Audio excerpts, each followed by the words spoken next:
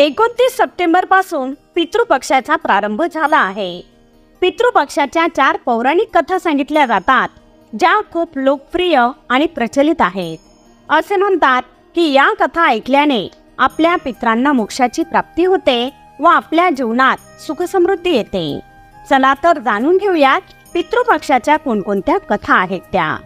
आपण सर्वात आधी महाभारतातील मुख्य पात्र दानशूर कर्णाची कथा ऐकणार आहोत।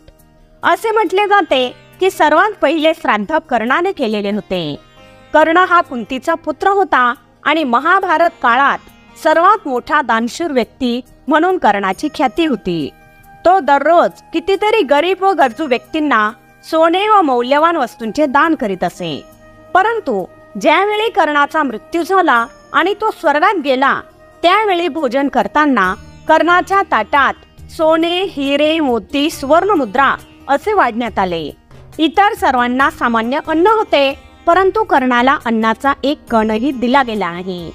तेव्हा कर्णाने इंद्रदेवांना विचारले की प्रभू, सर्वांच्या ताटात तर अन्न आहे, मग माझ्याच ताटात सोने, चांदी, जड जवाहीर का? मी हे कसे खाऊ शकतो? त्यावेळी इंद्रदेव म्हणाले, कर्णा, तू पृथ्वीवरील सर्वात मोठा दानशूर आहे। तुझ्या दारात आलेला याचक कधीच विनमुख गेलेला नाही। तुझ्या दानाला इतर कोणीही तोड देऊ शकत नाही। तुझ्या दारात जो याचक आला तो संतुष्ट व समाधानी होऊनच परत गेला आहे। परंतु तू तुझ्या पूर्वजांच्या नावाने कोणाला अन्नाचा एक दानाही दिला नाहीस। त्यांच्या नावाने कोणाला दान दिले नाही, म्हणून तुझे पूर्वज संतुष्ट नाहीत। ते कितीतरी दिवसांपासून उपाशी आहेत, मग तुला अन्न कसे मिळेल?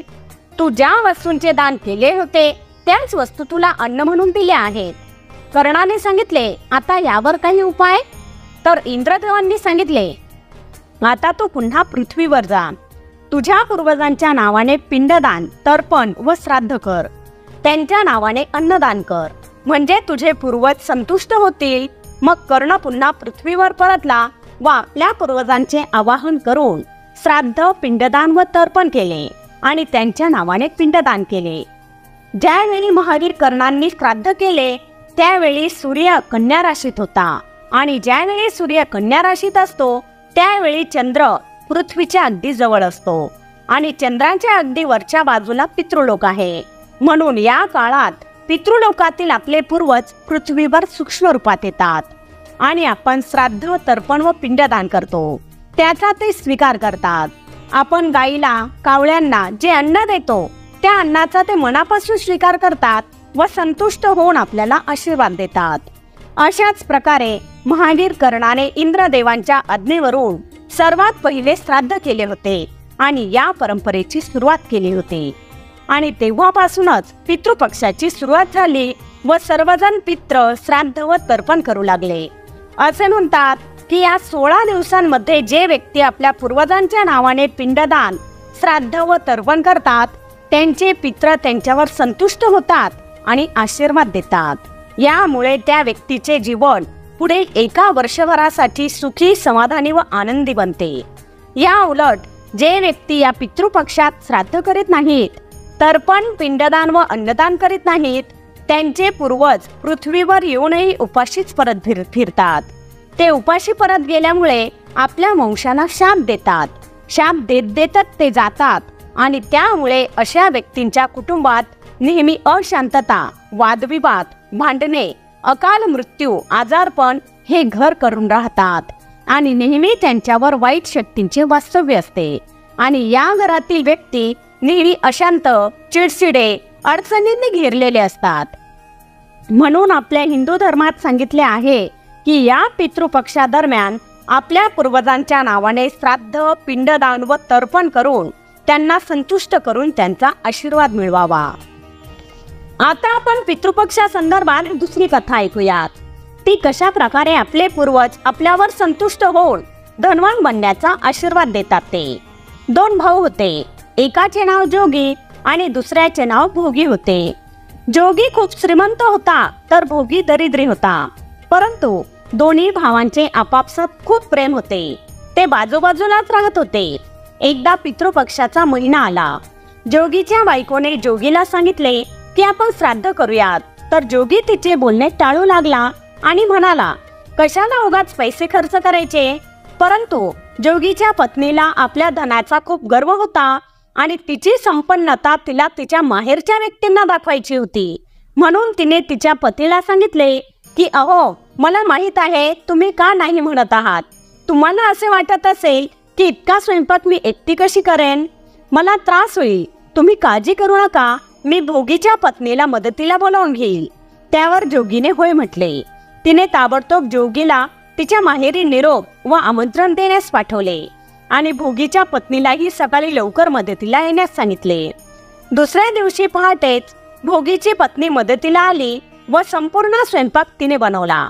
नंतर जोगीच्या सासरचे सर्व व्यक्ती आले तर भोगीची पत्नी तेथून निघाली, कारण घरी तिलाही श्राद्धाची तयारी करायची होती. तर तिला कोणीही अडवले नाही व तीही थांबली नाही. तिने घरी जाऊन बघितले तर काहीही नव्हते. मग ती काय करू शकणार होती. तिने फक्त कोळशाचे निखारे करून ठेवले व बसून राहिली. दुपार झाली. त्यांचे पित्र अंगणात आले. पाहतात तर जोगीच्या घरी त्याच्या सासरची सर्व मंडळी भोजनावर यथेच्छ ताव मारत आहेत आणि तर्पण, पिंडदान, श्राद्ध वगैरे काहीही नाही. म्हणून ते तेथून परत फिरले व भोगीच्या घरी गेले तर तेथेही त्यांना काहीही मिळाले नाही. त्यांना खूप वाईट वाटले. त्यांनी त्या निखाऱ्यावरील थोडीशी थंड झालेली राख साठली व तेथून निघून गेले. नंतर सर्व पित्र एका ठिकाणी जमले व त्यांनी त्यांच्या मुलाकडे काय खाल्ले, काय केले हे सर्व सांगू लागले. तेव्हा जोगी भोगींच्या पूर्वजांनीही आपल्यावर आलेला प्रसंग सर्वांना सांगितला. मग त्यांनी विचार केला, भोगीच्या घरी जर संपन्नता असते तर त्याच्या घरी आपल्याला उपाशी राहावे लागले नसते आणि असा प्रसंग आपल्यावर आला नसता. म्हणून त्यांनी भोगीच्या घरी संपन्नता यावी, त्याने धनवान व्हावे असा त्याला आशीर्वाद दिला. दुपार झाली. भोगीची मुले भुकेने व्याकुळ झाली व आई बाबा जेवण द्या म्हणून त्यांच्या मागे लागली. भोगीची पत्नी म्हणाली, बाहेर त्या टोपलीखाली माठात काही असेल तर बघा आणि खाऊन घ्या. त्यावेळी ती मुले पळतच तेथे गेली व टोपल्या उचलून पाहिल्या तर त्या टोपल्याखालील माठ सोने, चांदी व रत्नांनी भरलेले होते. त्यांनी आपल्या आईवडिलांना ही माहिती दिली. त्यांना फार आनंद झाला व त्यांनी ते सर्व धन घरात आणले व ते खूप धनाढ्य झाले. पुढच्या वर्षी पितृपक्षात त्यांनी आपल्या पूर्वजांच्या नावाने खूप मोठे श्राद्ध केले. अन्नदान, पिंडदान, तर्पण अगदी सर्व विधी पूर्ण केले व पूर्वजांना संतुष्ट केले. भोगीने आपला मोठा भाऊ जोगी व त्याच्या पत्नीलाही आदरातिथ्याने बोलावले व त्यांनाही श्राद्धात भाग घेण्यास सांगितले. यामुळे त्यांचे पूर्वज जास्तच प्रसन्न झाले व त्यांना अनंत काळापर्यंत सुखी, समाधानी व धनवान राहण्याचा आशीर्वाद दिला. तिसरी गोष्ट गयासूर राक्षसाबद्दल आहे. गया तीर्थामध्ये एक राक्षस होऊन गेला. त्याचे नाव होते गयासूर. त्याने तप करून असा वर मिळवला होता की जे व्यक्ती त्याला स्पर्श करतील किंवा बघतील ते यमलोकात न जाता सरळ वैकुंठात जातील, त्यांना मुक्ती मिळेल. गयासुराच्या या वरदानामुळे पापी आणि दुष्ट व्यक्तीही त्याला स्पर्श करून वैकुंठाला जाऊ लागले व यमलोक ओस पडू लागले. तेथे कोणीही येईनासे झाले. म्हणून यमदेव त्रिदेवांकडे गेले व त्यांना सांगितले की भगवंता, गयासुराला असा वर देऊन तुम्ही पापी व दुष्ट व्यक्तींनाही मुक्ती मिळवून देण्याचा आशीर्वाद दिला आहे आणि यमपुरी ओस पडले आहे. त्यावेळी सर्व देवांनी विचार करून गयासुराला सांगितले की आम्ही तुझ्या पाठीवर यज्ञ करू इच्छित आहोत. त्यावेळी गयासुराने होकार दिला व त्याच्या पाठीवर यज्ञाला आरंभ झाला. परंतु काही काळानंतर त्याचे शरीर कापू लागले. म्हणून एक प्रचंड शिळा त्याच्या पाठीवर ठेवण्यात आली. त्या शिळेला प्रेतशिळा असे म्हणतात. परंतु इतकी मोठी शिळा ठेवूनही तेथील कंपन बंद झाले नाहीत. म्हणून श्रीहरी विष्णू भगवंतांनी गदेचा प्रहार त्या शिळेवर करण्याचे ठरविले. गयासुराच्या ज्यावेळी हे लक्षात आले त्यावेळी त्याने भगवंतांकडे प्रार्थना केली की भगवंता, तुम्ही मला असा आशीर्वाद द्या की जे व्यक्ती या ठिकाणी येऊन आपल्या पूर्वजांच्या नावाने श्राद्ध, तर्पण व पिंडदान करतील त्यांच्या पूर्वजांबरोबरच त्यांनाही मुक्ती मिळेल. त्याबरोबरच ते जन्मजन्माच्या बंधनातून मुक्त होतील. गयासुराचे हे समर्पण पाहून भगवंतांनी त्याला असा आशीर्वाद दिला की हे क्षेत्र तुझ्या नावाने गया म्हणून प्रसिद्ध होईल आणि या ठिकाणी तुझ्या शरीरावर यज्ञ झाला आहे त्या ठिकाणी जे व्यक्ती आपल्या पूर्वजांच्या नावाने श्राद्ध, तर्पण व पिंडदान करतील त्यांचे पूर्वज मुक्त होतील व जे हे कार्य करतील त्यांनाही मोक्षाची प्राप्ती होईल. येथे येऊन आत्म्याला भटकावे लागणार नाही. चौथी गोष्ट आहे आत्मदेवांची कथा. या कथेद्वारे आपल्या लक्षात येईल की पितृपक्षादरम्यान भागवतातील ही कथा ऐकल्यास आपल्याला मोक्षाची प्राप्ती होते. ते आत्मदेव नावाचे एक विद्वान पंडित होते. त्यांची पत्नी ही खूप सुंदर व रूपवान होती, परंतु त्यांना एका गोष्टीची खंत होती की त्यांना संतान सुख नव्हते. त्यांच्या घरी एक गाय होती. ती गायही कधीच गर्भधारण करू शकली नाही आणि त्यांच्या दारात जी झाडे झुडपे होती त्यांनाही फुले फळे येत नसत. त्याला खूप वाईट वाटे. या दुःखात तो कसे तरी आपले जीवन व्यतीत करीत होता, परंतु हे दुःख सहनशक्ती पलीकडे गेल्यामुळे त्याने एकदा आत्महत्येचा विचार केला आणि एका सरोवराच्या काठावर गेला. तर तेथे त्याला एक संन्यासी भेटले. त्याला त्याच्या दुःखाचे कारण विचारले तर ब्राह्मणाने सांगितले, मला संतान नाही, तसेच माझ्या गायीलाही कधीच गर्भधारणा झालेली नाही आणि इतकेच काय तर माझ्या दारात जी झाडे झुडपे आहेत त्यांनाही फळे फुले नाहीत. म्हणून मी या जीवनाला कंटाळून जीवनाचा त्याग करू इच्छित आहे. संन्याशांनी आपल्या आत्मदृष्टीने त्याच्या कपाळावरील रेषांकडे बघितले तर त्याच्या पुढील 7 जन्मापर्यंत संतान योग नव्हता. तर त्यांनी त्या ब्राह्मणाला सांगितले, तू या जन्मात तर संतान प्राप्ती नाही म्हणून आपले जीवन संपवत आहेस, परंतु पुढील जन्मी काय करशील? पुढील 7 जन्मांपर्यंत तुला संतान प्राप्ती होऊ शकत नाही. त्यावेळी तो जास्त निराश झाला. तर संन्याशांनी त्यांच्याकडील एक फळ त्याला दिले आणि सांगितले, नाराज होऊ नकोस, हे फळ घे आणि तुझ्या पत्नीला खायला सांग, यामुळे तुला नक्कीच संतान प्राप्ती होईल. तो खूप आनंदात घरी आला व आपल्या पत्नीला सर्व हकीकत सांगून ते फळ तिला खायला सांगितले. त्याच्या पत्नीचे नाव धुंदली होते.